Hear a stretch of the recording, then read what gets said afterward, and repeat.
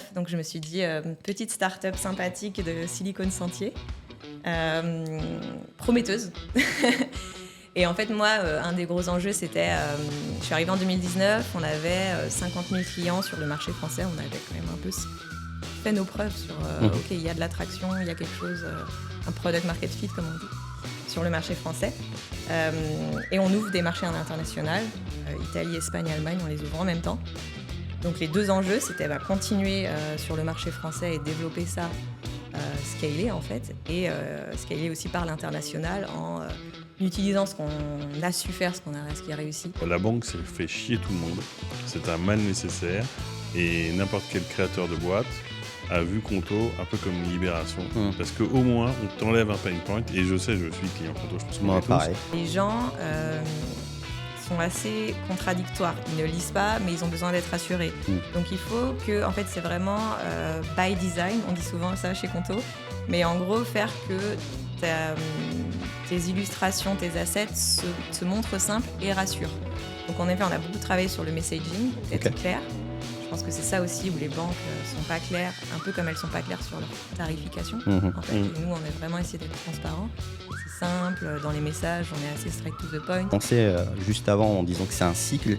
Est-ce que c'est un cycle selon toi ? Est-ce que c'est juste le marché qui a besoin de bons CMO et que le métier du CMO devient de la tech ? C'est quoi concrètement selon toi ? Comme ça, on garde un dernier petit avis avant de clôturer. Bonjour Gwen. Bonjour. Salut Guillaume. Salut Gwen, salut Nafal.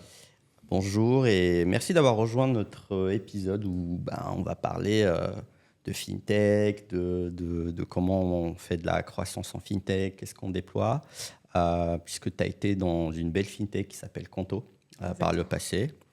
Tu étais Global Acquisition Director, en tout cas c'était un de tes derniers titres. Mais juste avant, j'aimerais bien que tu nous en dises un peu plus sur toi et ce que tu fais aujourd'hui. Ok. Donc moi, c'est Gwen. Je travaille dans le marketing digital, on va dire, la growth depuis une douzaine d'années. En fait, j'ai commencé par la data dans un cabinet de conseil en data web marketing, on va dire, qui s'appelle 55, des anciens Google, où le but, c'était vraiment de structurer et d'utiliser cette donnée pour comprendre l'impact que les use case marketing pouvaient avoir et apporter de la croissance, que ce soit en acquisition de clients, fidélisation, etc.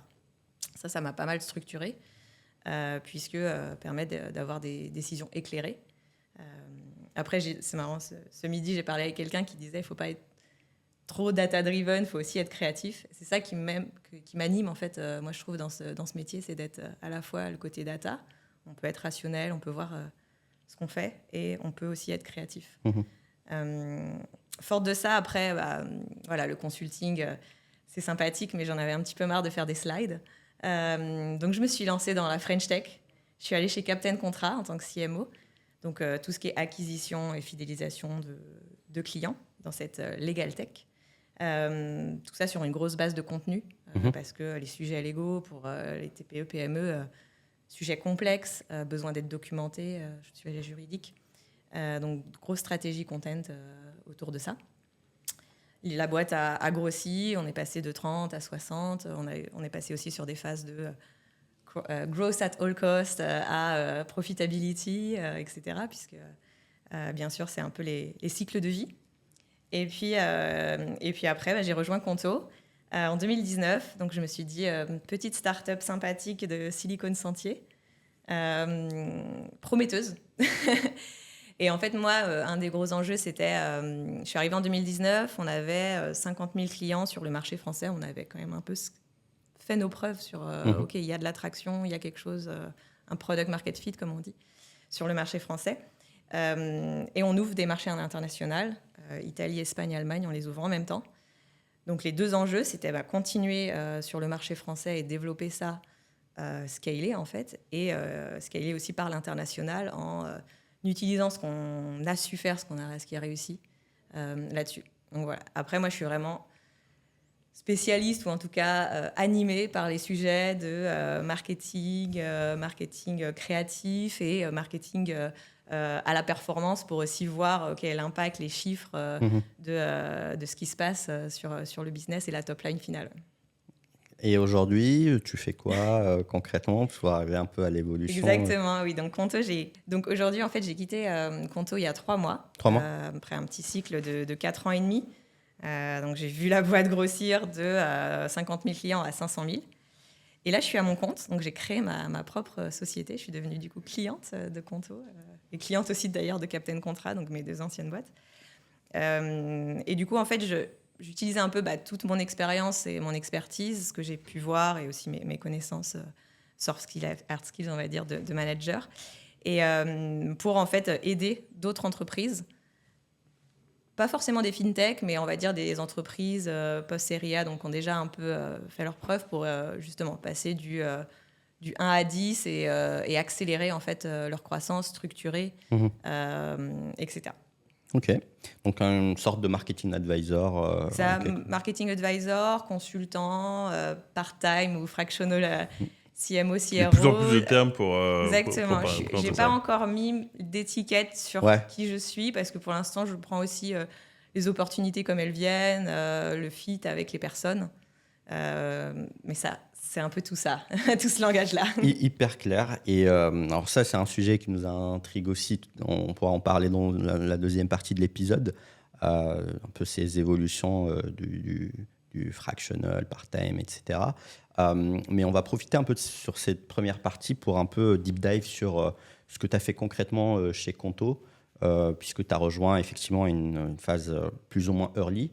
Aujourd'hui, c'est devenu quelque chose de super beau et assez grand. En termes de clients, de ce que ça fait. Et ça m'intéresse vachement un peu ce côté où déjà toi tu viens un peu de la perf, tu le dis pas mal. Et comment tu as infusé ça dans ton poste en arrivant chez Conto? Qu'est-ce que tu as fait? Qu'est-ce que tu as activé concrètement? Je peux juste rajouter un truc, c'est que tu étais chez Captain Contrat avant. Mais je pense que l'antichambre... Et chez 55. Alors je fais bien parce que j'ai qui est une super bonne école.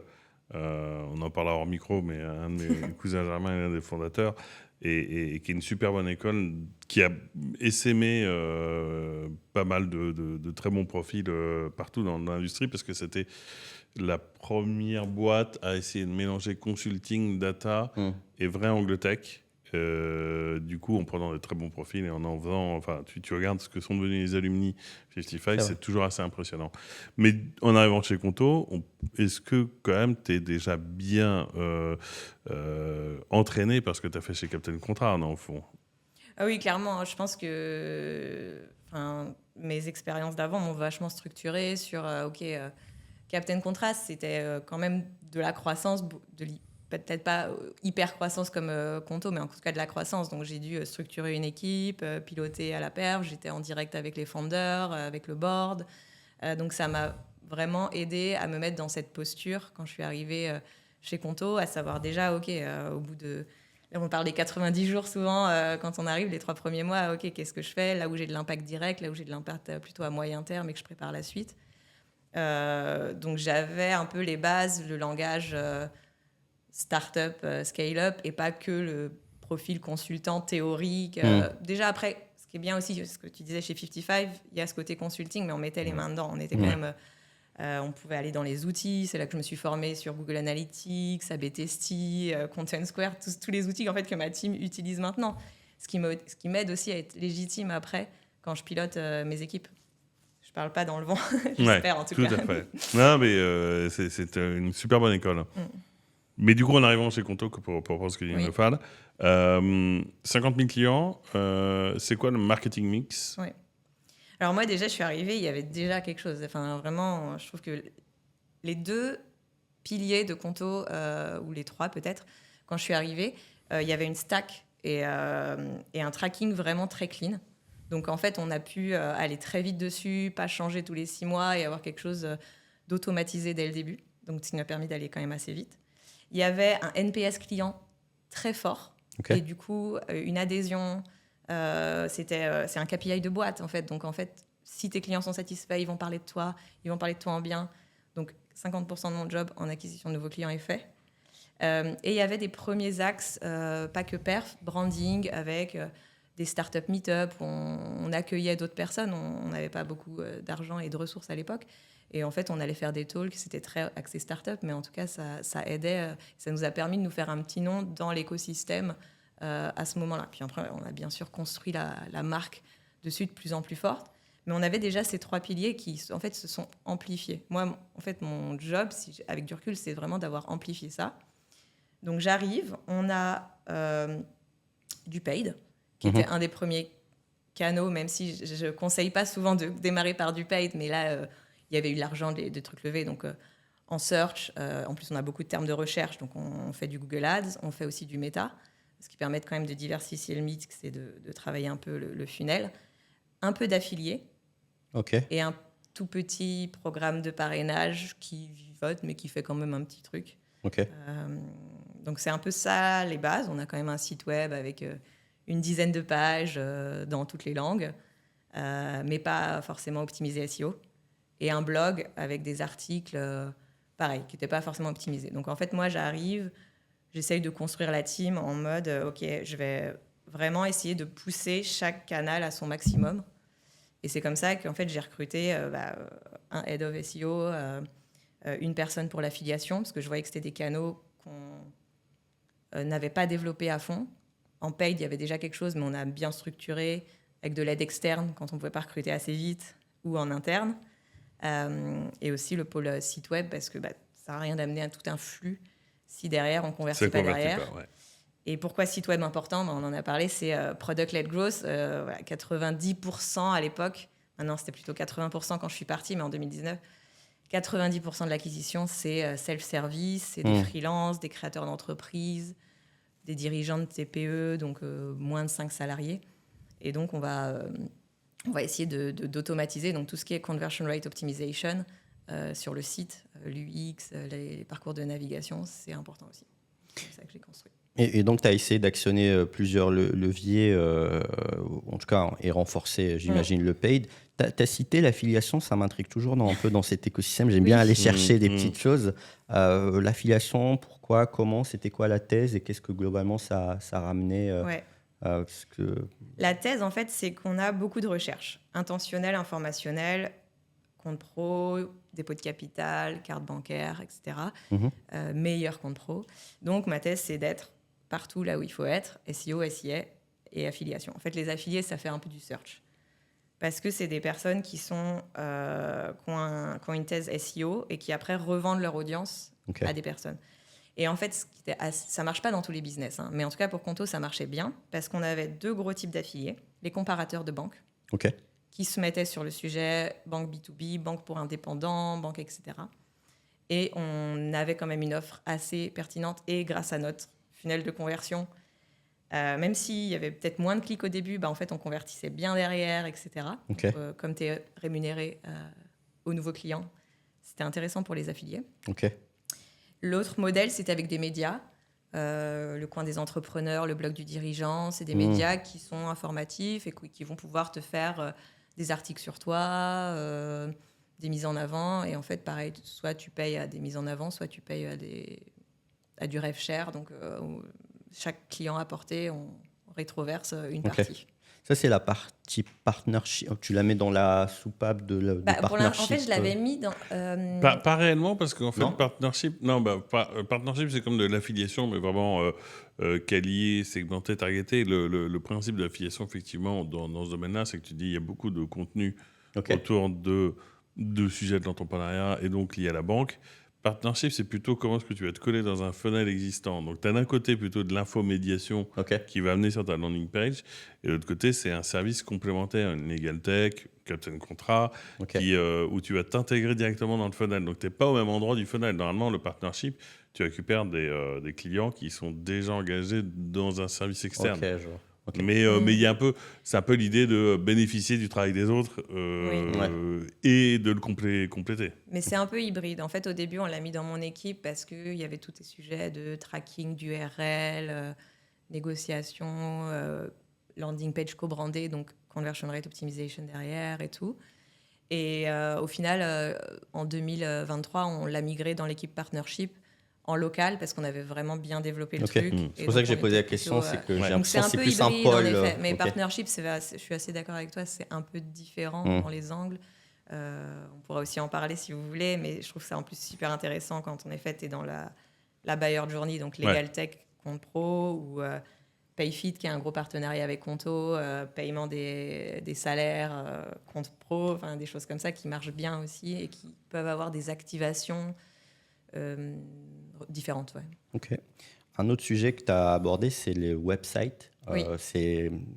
On n'entend pas souvent, on parle canaux, machin, mais voilà, je trouve intéressant qu'on parle un peu de website parce que surtout qu'on est dans le milieu bancaire, on connaît les sites des autres, des banques en général. Ah, ça part de là, ça part du fait, j'imagine en partie que tous les sites de banque sont horribles, et donc il y a un espèce de quick wins quelque part. Tu fais une interface ultra simple, déjà tu réponds, c'est beaucoup plus directement lié au pain point que dans pas mal d'autres sujets qu'on a pu traiter. C'est que tu vas sur le site du Crédit Agricole, j'ai un compte au Crédit Agricole, c'est épouvantable. Alors ils travaillent, puis ils te diront qu'ils sont plus de dette technologique, mais c'est vrai que je me demandais je suis tout à fait d'accord avec toi, c'est à quel point, comment est-ce que le fait de se dire on va faire un produit super clean, quelle était la priorité que ça avait dans le travail, tu vois, parce que c'est compliqué, tu es quand même sur un sujet bancaire compliqué, et donc comment est-ce que c'est organisé pour devenir, puisque c'est relié au PLG, pour devenir en fait un argument de vente en soi. Bah ouais, je trouve que c'est marrant parce qu'on avait vachement cette discussion-là avec mon lead tech qui gérait le website.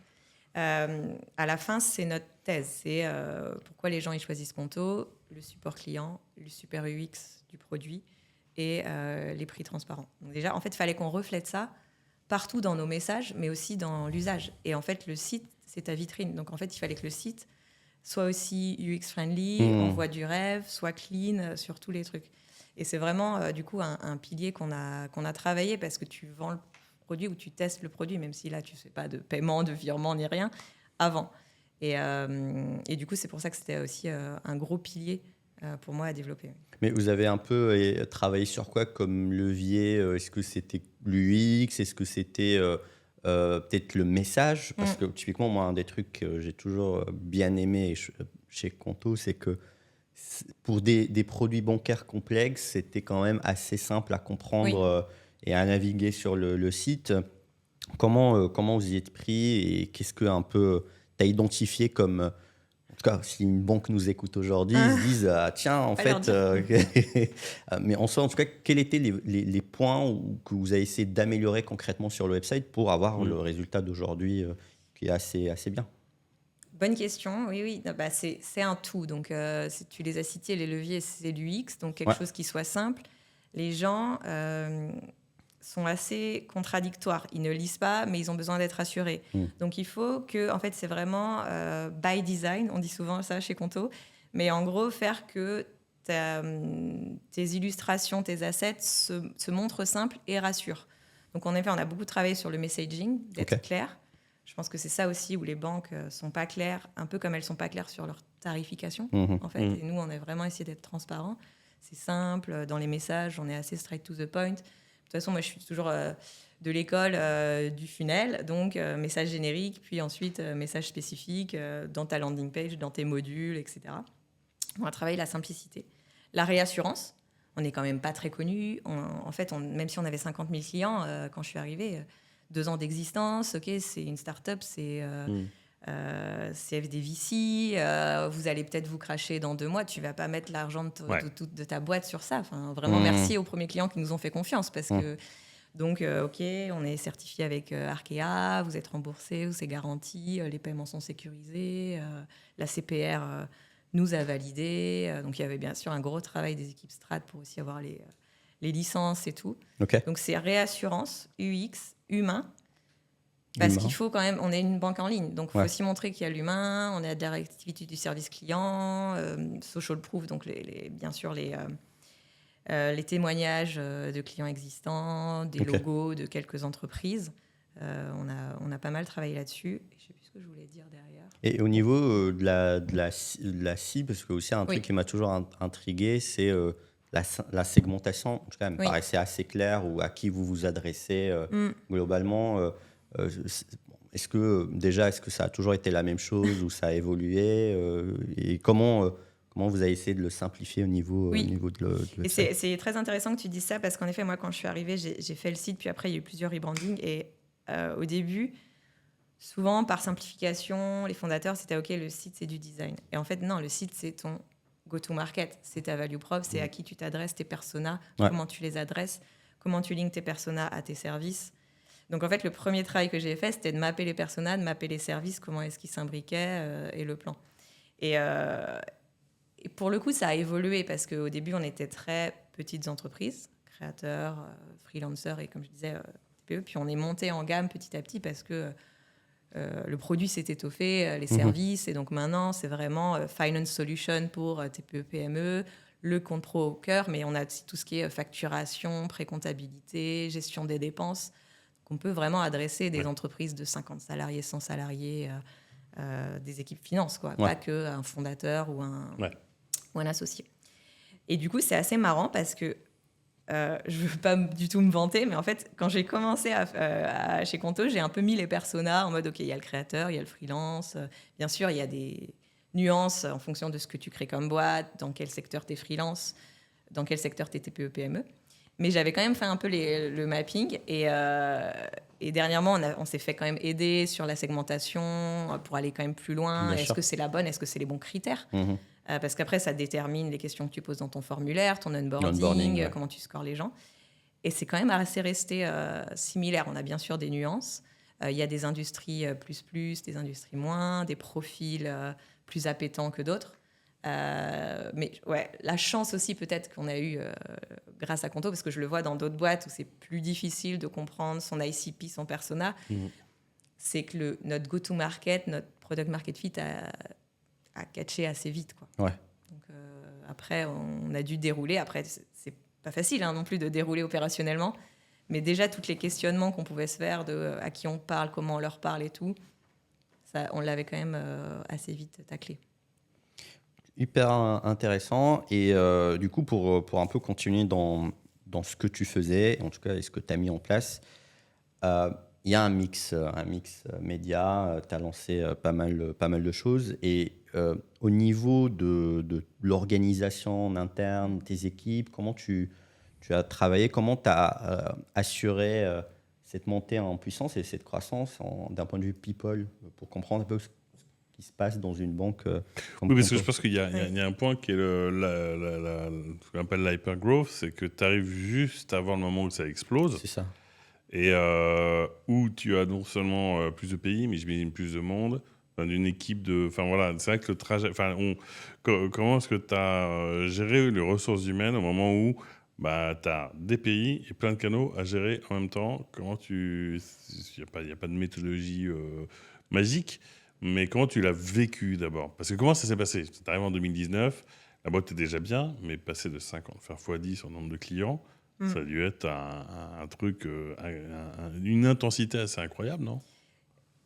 Avec du recul, oui. Et sur le moment, c'est vraiment l'image de tu es sur la vague et tu la prends et au final, ça va.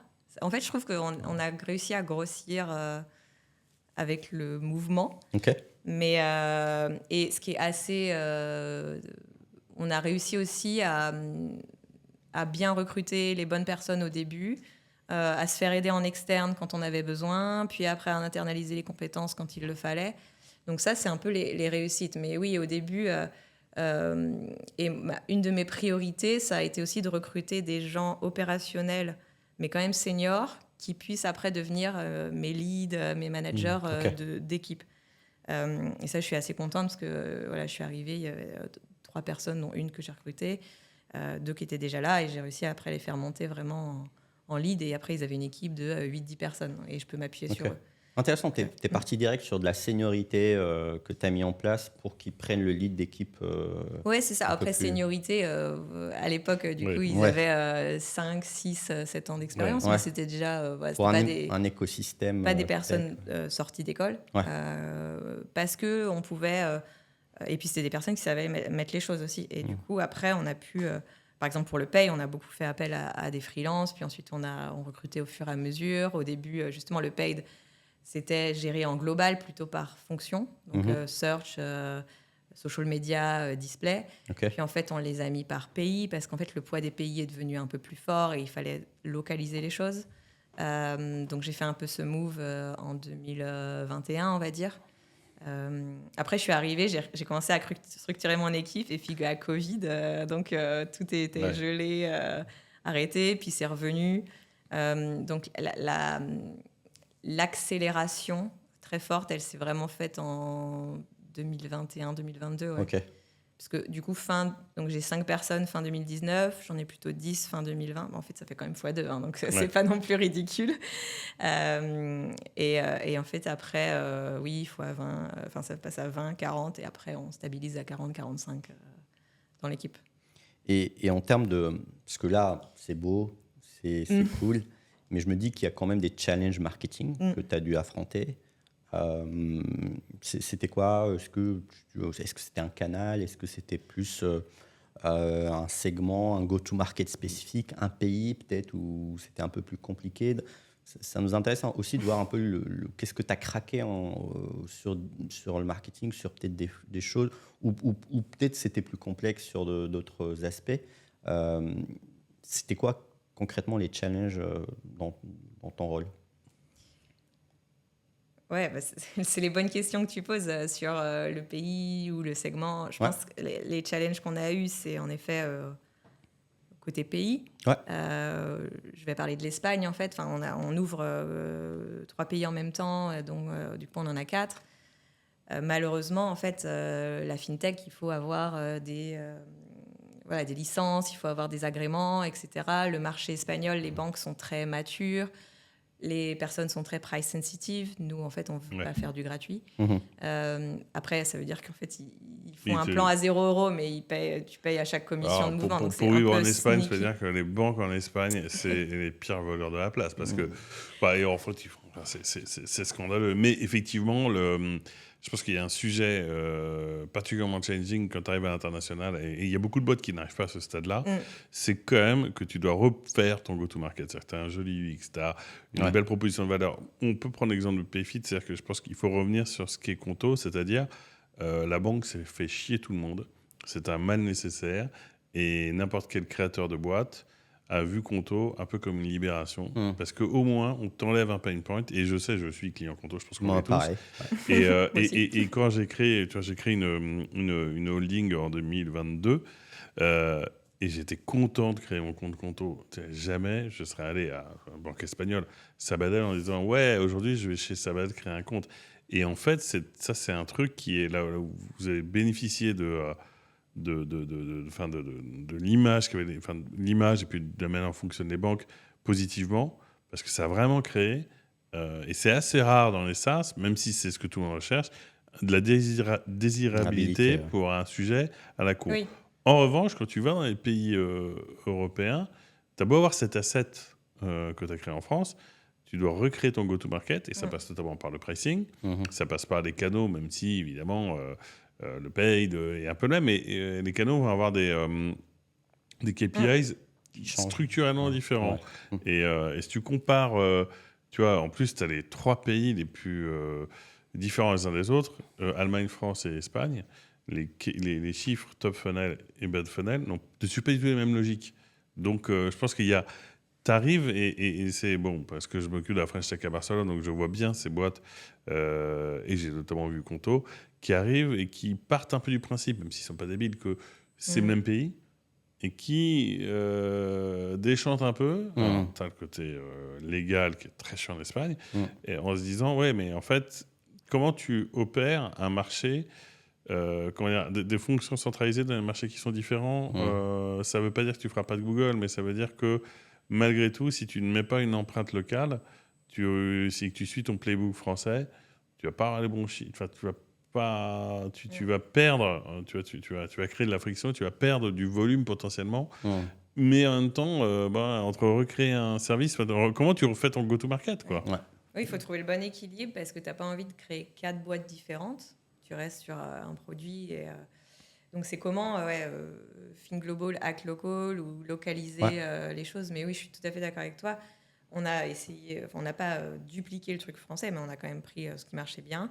Et en effet, tu as des chiffres très différents. En Espagne, en fait, on avait beaucoup de gens qui rentraient dans le funnel et en fait, énormément de drops ou des personnes qui voulaient des choses gratuites. Une implantation locale, ça nous a beaucoup aidé. En fait, quand on a ouvert le bureau à Barcelone, on avait quand même une équipe déjà espagnole, mais à Paris. Puis ensuite, on est vraiment allé au cœur du réacteur en Espagne, travailler avec le country manager sur comprendre vraiment en fait les insights du pays pour pas réinventer la boîte, mais en fait la faire à la façon espagnole. En fait. La La localiser, localiser et c'est plus profond que juste faire une trad de site web. Oui, exactement. Et du coup, tout mon enjeu, c'était d'à la fois adapter les strates un peu globales à chaque pays et aussi, notamment pour des marchés qui sont peut-être...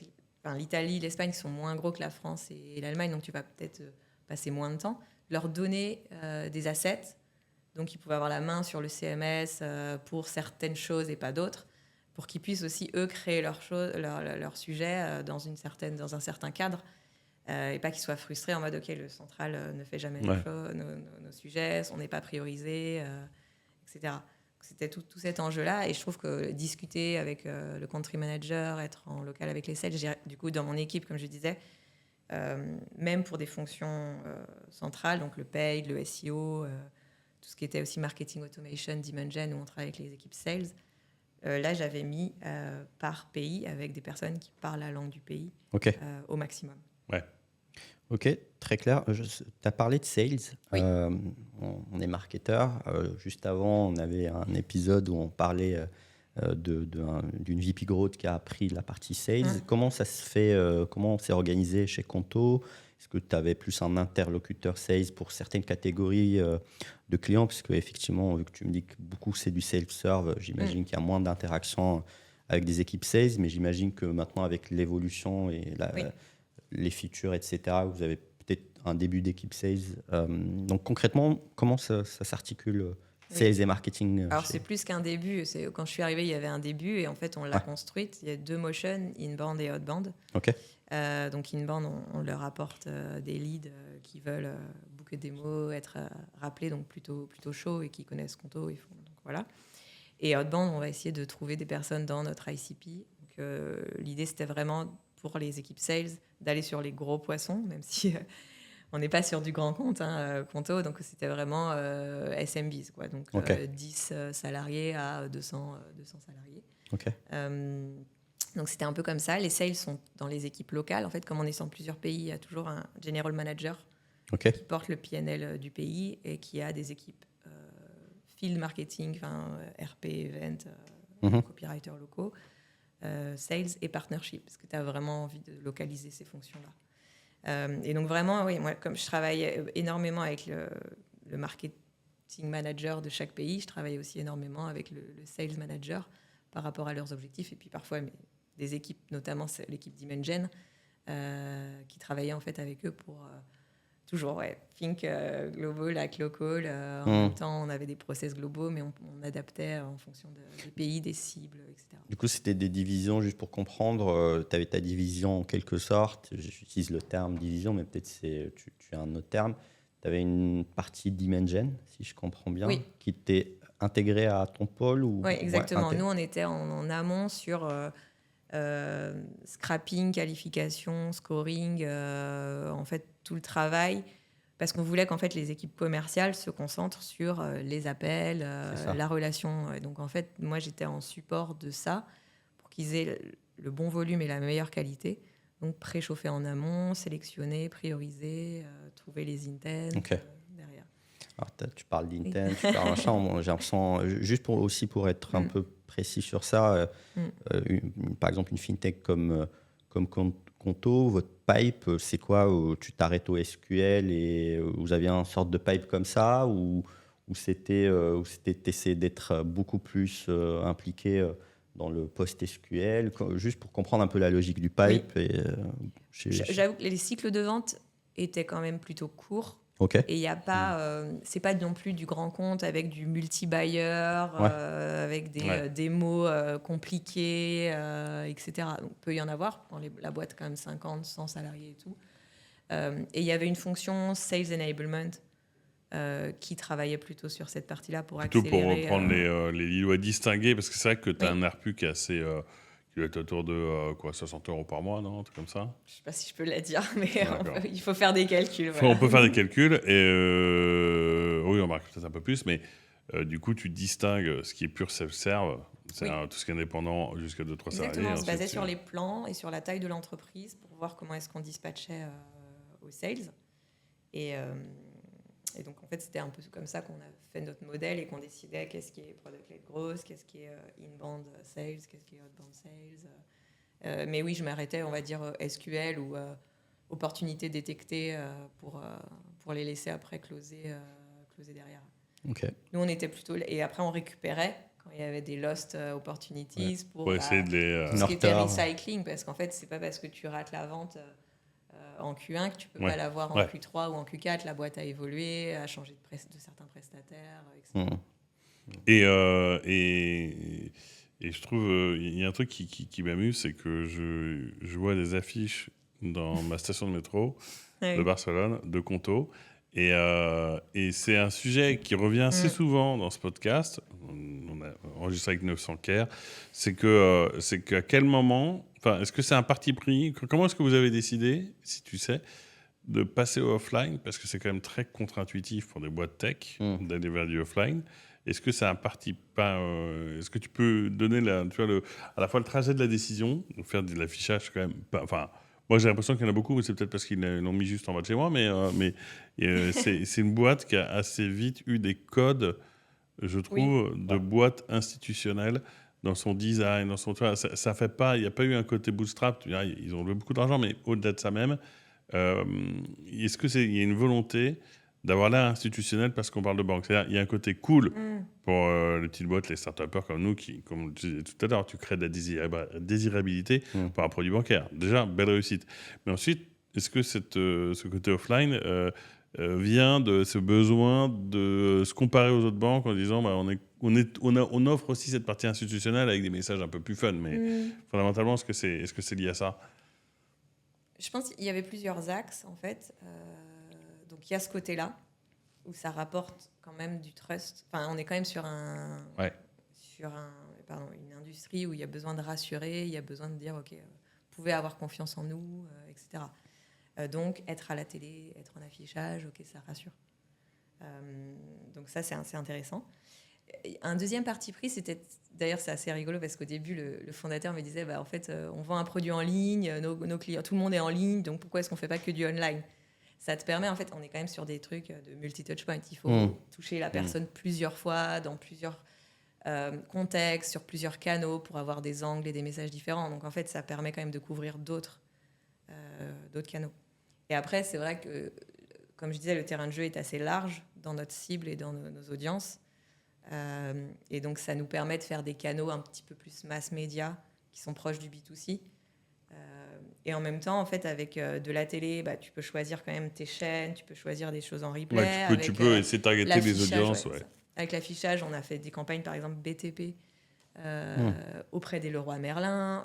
Il y a quand même des choses où tu peux pousser les choses. Ouais, en fait, ton terrain de jeu, il est très large parce que ta cible est extrêmement éparpillée dans leurs verticaux, même si ton ICP, c'est entre X et Y salariés. Tu as tellement de code NAF, je vais te dire, que tu peux aller assez loin. Et je pense qu'avant qu'on parle du fractional marketing, qu'est-ce que tu retiens de 4 ans et demi de la logique qui est derrière le scale? En dehors du fait d'avoir les moyens, oui. Ce qui n'est pas neutre, mais est-ce que tu aurais découvert un truc qui fait qu'à un moment donné, tu passes de on est une start-up, on va révolutionner la banque, à on est concrètement en train de le faire? Je ne sais pas si on l'a eu, ce passage. C'est venu vraiment petit à petit. Non, je pense que quand on dépasse quand même les 200 000 et qu'on est en client et qu'on est un peu là, OK, c'est bon. Mais c'est jamais gagné, en fait. Non. Je trouve que c'est... Et après, je trouve que ce qui est intéressant dans le scale, je trouve que c'est, bien sûr, à la fin, tes courbes de revenus sont souvent comme ça. Mais en tout cas, je trouve que dans l'acquisition, c'est quand même des paliers. Bien sûr, tu peux avoir des moments où ta ligne, elle est où tu as ton hockey stick, là. Mais tu as des moments, tu vas un peu stagner. Il faut arriver à débloquer un nouveau canal, une nouvelle offre, un nouveau marché, débloquer un truc qui est plus sur du moyen terme, de la brand, etc., des partenariats qui peuvent mettre du temps à arriver.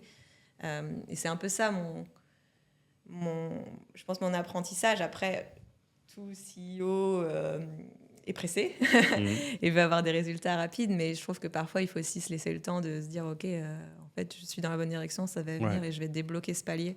Okay. Faut pas attendre trop longtemps, mais... c'est des effets de transition, mais qui des prennent leur temps. Aussi, des effets de levier ou un peu growth loops, comme on dit aussi, qui vont permettre de passer à l'échelle. Ce qui n'est pas évident, par contre, je trouve, bien sûr, sur l'hypercroissance et le scale, c'est l'humain. Ouais. Bien sûr, ça reste quand même cœur du réacteur. Donc, recruter les bonnes personnes, prendre le temps de bien les onboarder. Parce qu'en fait, souvent, tu vas recruter très vite et beaucoup. Et en fait, 1 + 1 = 1,5. Donc ça, c'est pas du scale, en fait. Ouais, ça, c'est à la limite du scale. Mais, et alors, du coup, comment est... Parce que ma compréhension du truc, la manière dont je le vois, c'est à quel moment tu te dis, j'ai fait, je vais pas dire j'ai fait mon temps, mais je clôt ce chapitre pour en ouvrir un nouveau. Est-ce que c'est parce que justement, tu as passé ces étapes, ce hockey stick, et que tu dis, ouais, ça va devenir une entreprise plus grosse, plus politique, plus ceci, plus cela, ou voilà, comment est-ce que c'est, pour le dire autrement, une volonté de revenir à des boîtes plus petites où tout est plus à faire plutôt qu'à entretenir? Ou bien est-ce que c'est l'univers du fractional et ce côté-là aussi qui t'a attiré? On a vu plein de C-level aussi se mettre à leur compte. Comment tu as vu cette transition de ton côté? Et aussi, ça, c'est l'intérêt de nous dire aujourd'hui comment tu te positionnes, parce que tu as dit il y a différents termes là-dessus. Exactement. Je pense que c'était pas forcément Bien sûr, la boîte grossit, donc ton rôle est différent. Tu deviens manager, leader. Il y a plus de politique, plutôt de stakeholder management. Les choses prennent parfois un tout petit peu plus de temps qu'avant et tout, mais je trouve qu'on était quand même assez hands-on et on délivrait quand même pas mal. Je pense que c'était plus une étape de vie déjà personnelle. Et du coup, une volonté aussi. J'avais l'impression, pas d'avoir fait le tour de Conto parce qu'elle sait se réinventer. Il y avait aussi des perspectives, ce challenge d'aller sur les SMBs encore plus, les équipes finance, donc aller up market. Mais j'avais l'impression à certains moments d'être un peu comme un robot aspirateur dans un coin. En fait, quand tu es tout le temps dans la même boîte, j'arrivais plus à prendre ce pas de recul et dire ok, c'est quoi les next steps pour continuer de faire 100% de croissance, 150% tous les ans en fait.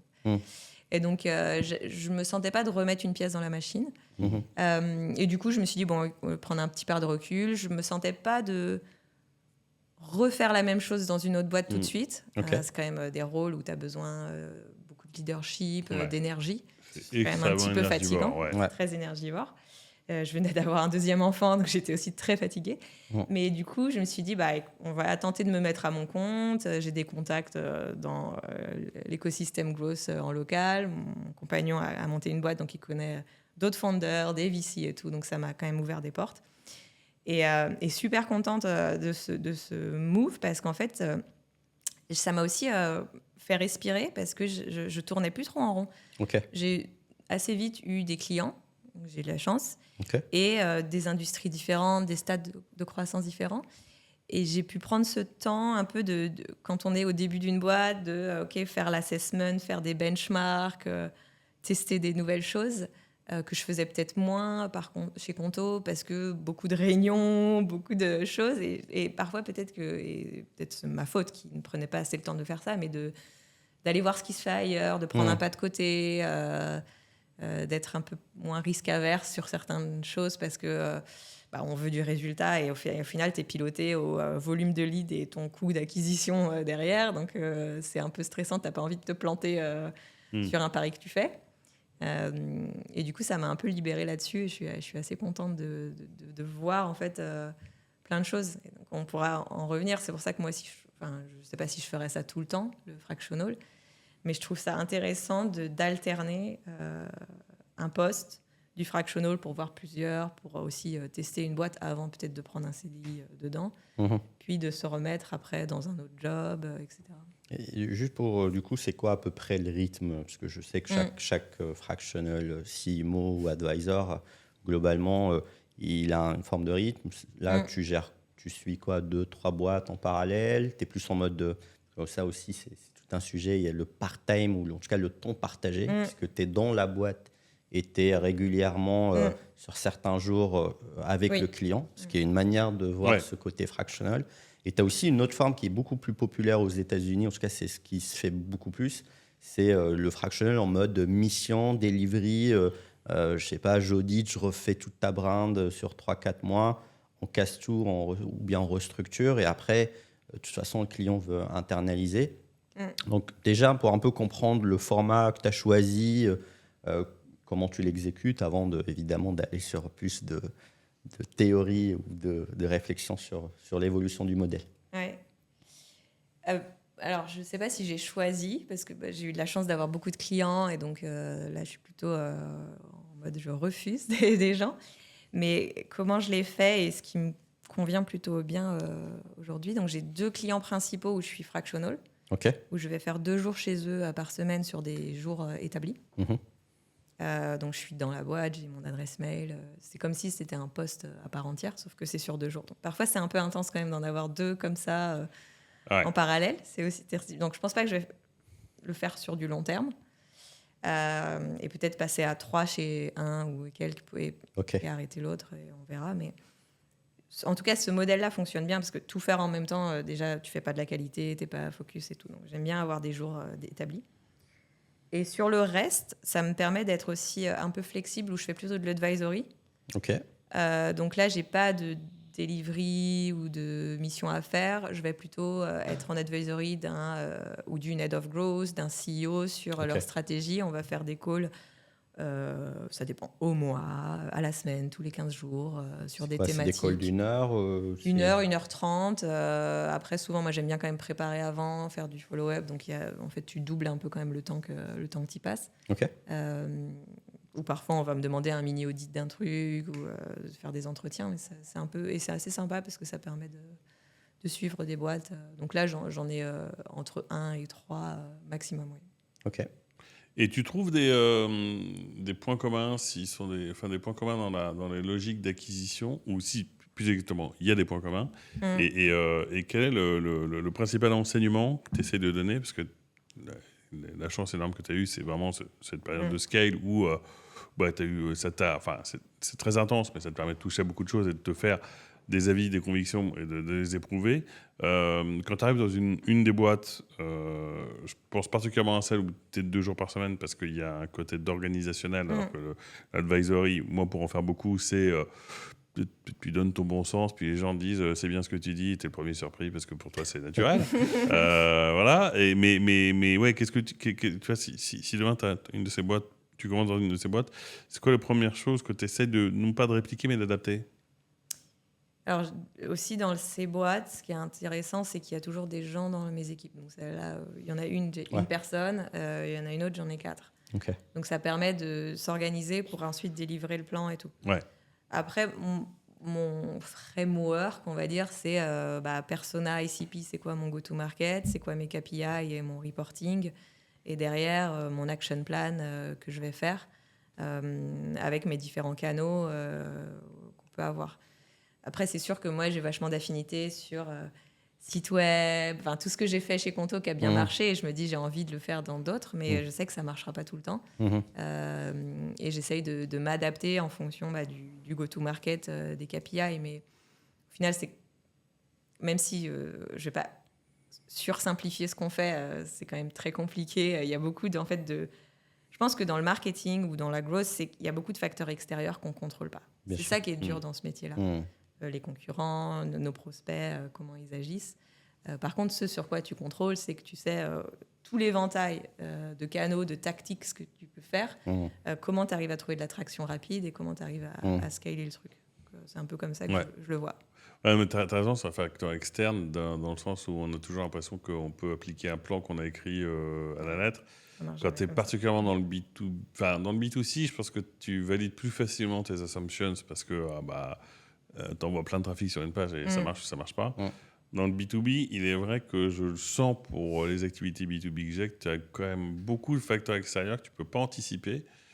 Et même au moment, alors ce qui est peut-être un peu différent dans la conto, mais même au moment du call de démo, en fait, tu vas apprendre des trucs qui vont potentiellement repousser la conversion ou la réorienter. Et c'est un peu... c'est ça que je trouve que c'est un métier plus difficile côté B2B, c'est d'arriver à faire évoluer tes messages malgré le fait que ça peut évoluer plus vite en face. Si je le dis plus simplement, un comparateur de vol comme mon métier chez Lego, c'est à peu près le même produit depuis 20 ans, quoi. Donc, il a changé, il est vachement mieux, tout ce que tu veux, mais si tu sers les mêmes... Enfin, tu as la même intention. Des boîtes de SaaS, ou même des boîtes de services ou des boîtes de SaaS, elles sont aussi vraiment dépendantes de tendances de marché. Enfin, moi, les avions, ils n'ont pas arrêté de voler, quoi, sauf pendant le Covid. Hein, bon. Et donc, il est vrai que c'est pour ça que je pose cette question. C'est que je me dis, mais comment est-ce que justement tu infuses? Est-ce qu'il y a une culture marketing à avoir particulière pour précisément s'adapter et être quand même performant malgré ces facteurs externes? Peut-être que c'est... Moi, une de mes théories qui n'est pas tout le temps facile à appliquer, c'est déjà, quand tu es du B2B, normalement, il y a quand même des commerciaux. Donc, en fait, c'est parler aux clients, c'est parler aux commerciaux ou shadow, en fait, le truc. C'est que c'est comme ça que tu auras un peu cette loupe de, OK, c'est quoi les hooks qui marchent moins, les objections. En fait, on est des sales en marketing. On est des pré-sales. Ouais. Donc en fait... C'est un peu vulgaire de dire qu'on est sales. Restons sur marketing. Juste en France, ailleurs. Non, mais t'as complètement raison. En fait, c'est ça. Donc, on vend mais on quelque chose, sales, on vend un produit, on vend une émotion. C'est un peu tout ça. Mais du coup, être à l'écoute du client final, c'est comme ça que tu vas réussir à nailer le truc et à comprendre que c'est ça, en fait, leur vrai pain. C'est ça, leur besoin immédiat. Et ce que tu crois être... C'est marrant parce que mon compagnon est du coup product. Ce que tu crois être ta feature star, en fait, c'est pas du tout ça. Et c'est pour ça qu'ils viennent chez toi. Et donc, par exemple, chez Conto, on n'avait pas du tout anticipé que... on a fait un compte assez générique au début, donc les industries. J'arrive, je fais un peu du coup l'état du marché. On a 50 000 clients, donc je peux m'amuser quand même dans la base de données, de savoir, OK, c'est quoi les codes NAF qui marchent le mieux. Donc, BTP. Et on se dit, mais... On n'a jamais rien fait pour le BTP, donc bouche à oreille. Et en fait, c'était tellement les entrepreneurs désavoués par les banques, mal aimés, mal considérés et mal servis, du coup, qui sont venus chez Conto parce qu'en fait, mais on n'a jamais eu de vraie campagne. Tu vois, c'est exactement... Enfin, je pense qu'il y a deux trucs qui sont... il y a deux notions qui sont vraiment clés, je pense, dans le B2B versus le B2C. Encore une fois, tu vends du gel douche, tu réponds vraiment à un besoin, c'est l'intent et le signal faible, ce qui sont un peu deux choses différentes. C'est comment est-ce que tu captures l'intent pour essayer justement de mieux servir, de mieux t'adresser. Puis le signal faible, c'est comment est-ce que tu crées une manière, une machinerie pour précisément l'exemple qui est super bon du BTP, dire voilà, on va essayer de trouver des patterns dont nous ne sommes pas responsables. Parce que si tu te dis, je suis la néobanque du BTP et que tous tes codes NAF, c'est du BTP, c'est normal. Si tous tes codes NAF, c'est des coiffeurs, tu dis, alors, je ne suis pas la néobanque des BTP. Mais en revanche, tu vois, c'est la découverte des patterns, qui est quand même aussi une de nos fonctions. Elle est hyper importante, je pense, dans le B2B. Parce qu'encore une fois, dans le B2C, les seuls patterns, c'est des patterns de canaux, de grande masse, et de data, où tu vas amener des gens à faire un acte déterminé avec vraiment où c'est de la grosse data. Donc, les signaux faibles. Tu peux avoir des personas qui ont un peu des use cases différents, ce que tu vas retrouver au final dans tes industries. Donc, nous, il y a le BTP, on sait pourquoi ils viennent. Après, il y a les agences, après, il y a les autres fintech, il y a le transport. Et ce qui est assez fabuleux dans ce ce service qu'on vendait, c'est qu'en fait, à chaque fois, on arrivait à répondre et on avait des avantages, des bénéfices à dire à chaque personne, ce qui était aussi super intéressant dans le travail qu'on faisait avec les équipes sales, où parfois on attaquait juste telle industrie avec tel message, puis ensuite une autre et tout.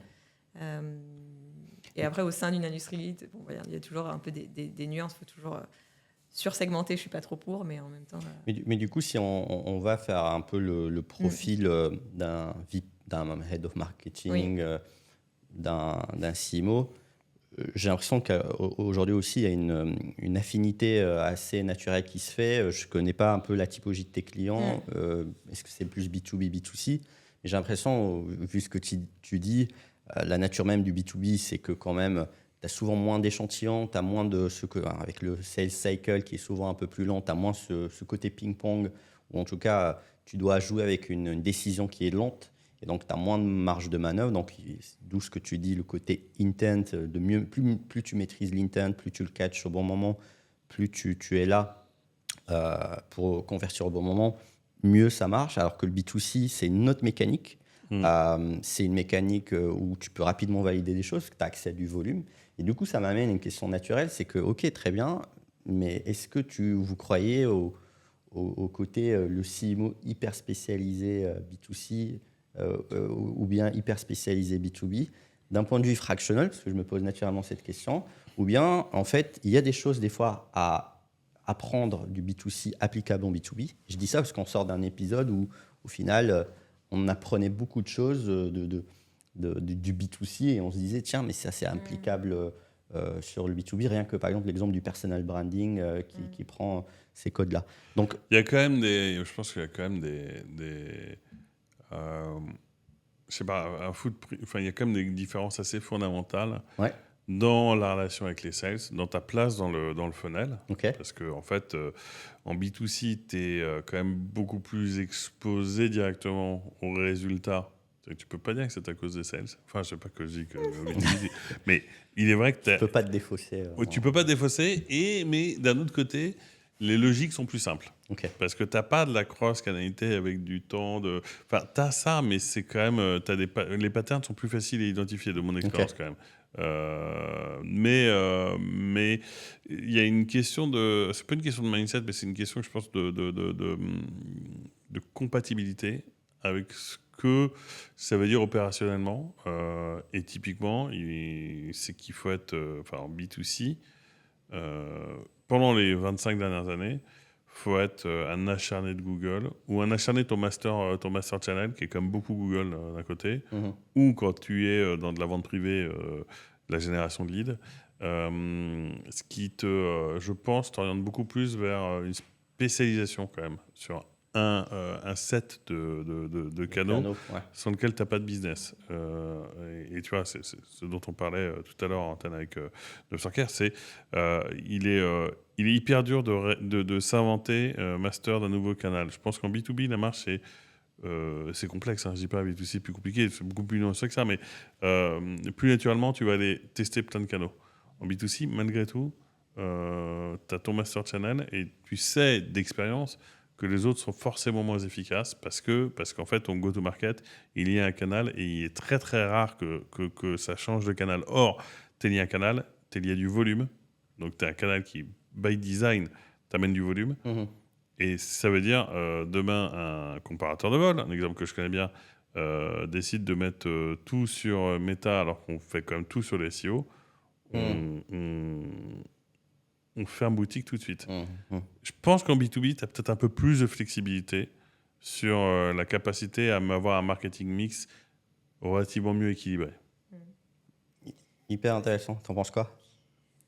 En fait, avec du recul, je ne sais pas si je séparais B2C et B2B comme ça. Parce que je pense que c'est un sujet de volume, en effet, et d'ARPU.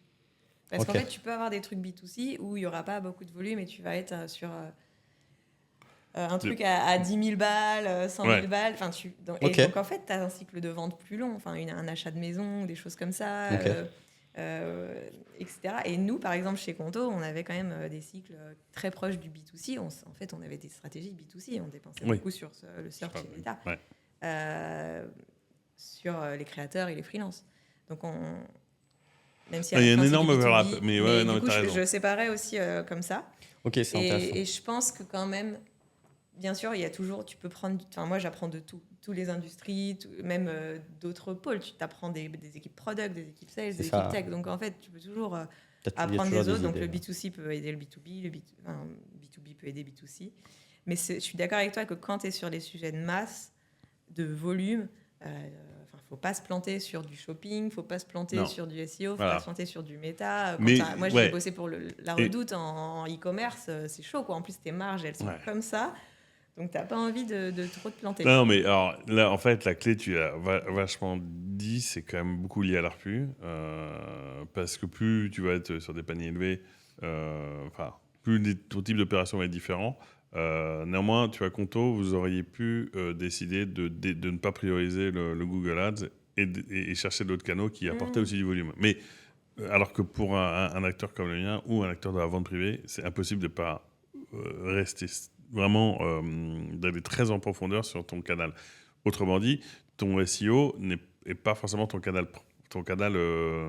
obsessif. Moi, ça l'est forcément. Mais tu vois, mais tant mieux d'ailleurs. C'est là qu'il y a un match parfait dans Conto. C'est que tu peux cumuler plusieurs canaux qui ont à peu près le même niveau de contributif. Oui. Et ce qui était aussi sain dans le business, c'est que tu n'es pas dépendant, comme tu dis, bien sûr, on dépense quand même pas mal sur Google Ads et Meta, mais ils n'ont pas à de vous. En fait, je trouve que le mix est quand même assez équilibré. Et en fait, il y a le SEO qui rattrape, il y a les partenariats, il y a le programme de parrainage, il y a la brand, le bouche à oreille, les comptables. Donc, en fait, tout notre enjeu, c'était de développer plusieurs canaux pour pouvoir, en fait... J'en parlais avec le head of sales là, d'une boîte que j'accompagne. C'est toujours le modèle prédictible, réplicable, etc. Et c'est vrai que c'est quand même top quand tu sais que déjà tu vas faire X 1000 nouveaux clients tous les mois. Et que, si tu fais pas ta target, tu seras quand même à 95% sur des volumes assez importants. Et du coup, juste pour un peu faire la continuité de ce que tu fais aujourd'hui, du métier du fractional, donc on a bien compris qu'un bon CMO, c'est un CMO qui connaît un peu tout et qui arrive à naviguer quand même globalement entre les différents univers, les différents secteurs, parce qu'on peut apporter chacun l'un à l'autre. D'un point de vue accompagnement aujourd'hui, le côté fractional, j'imagine que ça te permet de voir plusieurs choses. Ça te nourrit, toi, j'imagine, un peu en termes de nouvelles connaissances, nouvelles pratiques, c'est diversifié. Je me pose cette question de la valeur ajoutée de ce côté. Je learn un truc chez un, je l'utilise chez deux, et est-ce qu'on devient une sorte de meilleur CMO au final? Parce que quand je vois Guillaume, on parle avec beaucoup de CMO indirectement. Je pense que même moi, je m'améliore en me confrontant à beaucoup de sujets. Est-ce qu'au final, ces CMO un peu qui bougent un peu partout sont des super CMO en quelque sorte? Ouais, c'est possible. Après, en fait, c'est plus, c'est ce que tu disais. En fait, c'est d'ouvrir tes chakras. Donc, en fait, quand tu es en poste, une façon de le faire, c'est de rencontrer des gens qui ont le même job dans d'autres boîtes pour faire clic et voir, OK, il a fait ça, tiens, je veux faire ça. Et donc, c'est en réfléchissant comme ça. Et c'est vrai que c'est hyper confortable. Moi, je fais des ponts tout le temps. Déjà, ce que j'ai utilisé chez Conto, chez mes clients. Et puis, j'ai 2 clients hyper différents. Donc, une boîte où on est une quarantaine, une boîte où on est plutôt 2000. Des secteurs très différents. Mais en fait, il y a des liens partout. Je pense que c'est ça, notre plasticité cérébrale. Elle s'éclate dans ce genre de sujet, de trouver des points communs et des patterns. Oui, il faut connecter de dots, trouver les patterns, trouver des idées... Et même, et là où c'est encore plus magique, c'est le côté advisor, où bien sûr, j'apporte mon expertise, je ping-pong avec la personne, mais en fait, ils font déjà des trucs de dingue, les gens que j'accompagne. Et en fait, ça me sert, moi, pour d'autres boîtes. Et parfois, je leur demande des contacts. T'as utilisé quel outil? T'as utilisé quel prestat pour faire ça? Comment vous l'avez fait? Et ça fait gagner un temps de fou. Et je pense que c'est pour ça aussi qu'on prend des fractional CMO maintenant. Comme on disait, je ne pense pas que ce soit viable sur le long terme, mais sur des périodes où on a besoin de franchir une étape, où on a quelqu'un qui est parti, où on ne sait pas encore quel profil D'ailleurs, c'est quoi tes use cases? Par exemple, prenons l'exemple de ces 2 clients, et après on remet juste du coup un peu pour conclure, le fractional CMO que tu fais, c'est quoi souvent les raisons de ces clients? C'est de l'intérim, c'est... Alors, il y en a un... C'est pas mais c'est en attendant de recruter. Ok. Voilà, on a lancé la motion sales, puis maintenant il faut faire la motion marketing, demand gen, etc. Donc en attendant de recruter, on va dire intérim dans ce cas-là. Ok. Un autre, oui, c'est en structure. Et oui, en vrai, c'est pareil. C'est en attendant de recruter. Et en fait, c'est plus que c'est une boîte qui passe de quelque chose de très sales-driven à mixte entre sales et product-led growth ou marketing-led growth, on va dire. Ok. Donc ça marche bien. Pour l'instant, j'ai pas fait de remplacement, on va dire, de quelqu'un qui était en poste sur ce sujet-là. C'est plutôt ça, souvent. Je pense quand même... tu prends moins de risques et tu peux affiner ton recrutement avec ce que la personne fait. Ça nourrit la fiche de poste par la suite. Enfin, j'espère, en tout cas, pour suivre la campagne. Pour conclure un peu vers une dernière question, un peu plus projection, puisqu'on avait ce débat, et comme ça, on peut conclure en beauté. C'est quoi un peu, selon toi, parce que le débat, on l'a fait avant la caméra. On aura quelques extraits. morceaux, mais vraiment juste pour avoir une vision de ce que tu penses un peu de ces sujets-là. Est-ce que tu as commencé juste avant en disant que c'est un cycle. Est-ce que c'est un cycle selon toi? Est-ce que c'est juste le marché qui a besoin de bons CMO et que les métiers du CMO deviennent de la tech? C'est quoi concrètement selon toi? Comme ça, on garde un dernier petit avis avant de clôturer. Alors, je disais un cycle parce qu'en fait, je pense que, comme on disait, le CMO tech, marketing digital, c'est quand même des choses qui sont assez nouvelles. Ça a, on va dire, 15 ans. Donc, en fait, les gens qui ont une expérience dans ce domaine, ils ont entre 10 et 15 ans d'expérience. Ils peuvent être arrivés à la fin d'un cycle. Et du coup, il y a un sujet où il y a une pénurie de talent. Il n'y a pas beaucoup de personnes qui savent faire le job et bien le faire par rapport au nombre de boîtes qui ont besoin de ça. Donc ça se double. Donc il y a l'offre et la demande. Okay. Et je pense que c'est aussi, comme on disait, des jobs qui sont très prenants, etc.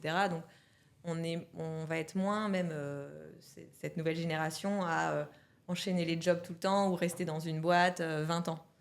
Et donc, il y a peut-être à la fois des boîtes qui ont besoin de ces talents et des talents qui ont besoin de faire un truc un peu différent que d'être en CDI full-time. Pour moi, c'est deux facteurs qui expliquent cette tendance du moment. Qui convergent. Même si j'aime pas suivre les tendances, donc du coup, je vais me remettre en CDI pour pas suivre comme un mouton. Mais c'est vrai qu'il faut le voir du point de vue du talent comme étant... un sas entre plusieurs projets qui est ultra enrichissant. Ça.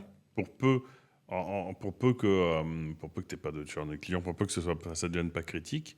Et puis pour les entreprises, il est vrai que soit elles n'ont pas atteint la taille qui fait qu'elles peuvent se permettre d'avoir un CMO, soit elles n'arrivent pas à le trouver, soit, c'est intéressant ce que tu disais sur les boîtes qui sont celles, soit elles ont jamais vraiment considéré, pour tout un tas de raisons, cette place-là. Du coup, ça fait un matching qui est bien.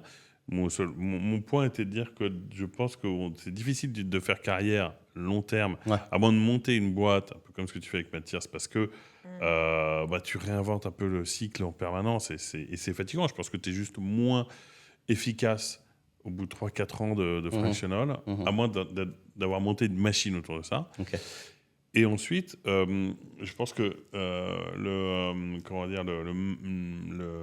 marché lui-même va se distinguer entre des boîtes qui n'auront jamais besoin de CMO, mais qui peuvent en changer ou garder le même fractionnel pendant des années. Ouais. Mais une grosse partie a plutôt intérêt à internaliser la fonction, en espérant que ce n'est pas pour de mauvaises raisons. Ce n'est pas parce que le fondateur veut s'acheter un CMO. Il y a aussi des mismatchs dans ce sens-là. Et du coup, ce match-là, il est périssable par nature. Et en fait, c'est tant mieux. Mais je l'opposais à des fonctions support comme les RH ou la finance, ou des boîtes des tailles de PME peuvent avoir, au même titre qu'ils n'ont pas comptable nécessairement en interne, peuvent utiliser des services externes sur le long terme. Parce que ce qui est core business, ça reste product, sales, marketing, beaucoup. Quoi. Et dans product, je mets l'IT pour ce qui concerne notre monde. Mais tu vas avoir du mal à développer une boîte jusqu'à N millions d'ARR sans avoir une équipe marketing qui est capable de porter ton message et surtout tes opérations quotidiennes. Sinon, tu vois. Mais c'est vrai que En attendant d'atteindre ce stade-là, c'est d'autant plus génial maintenant que on a quand même toute une génération de CMO qui arrive sur le marché fractionnel. Donc, tu es une boîte tech aujourd'hui, tu veux un CMO, ça coûte un petit prix, mais tu as un choix qui est exceptionnel en ce moment. On verra ce que ça donne dans 1 an, 2 ans, mais je trouve que tu vois les profils qui se mettent comme le tien sur le marché, c'est assez, c'est une très bonne opportunité pour les boîtes. Clairement, c'est un beau mot de la fin. Ça conclut un peu sur la talent fractional economy. Merci beaucoup Gwen d'être passée nous voir. Merci Gwen. Et Guillaume, à très vite. À la prochaine.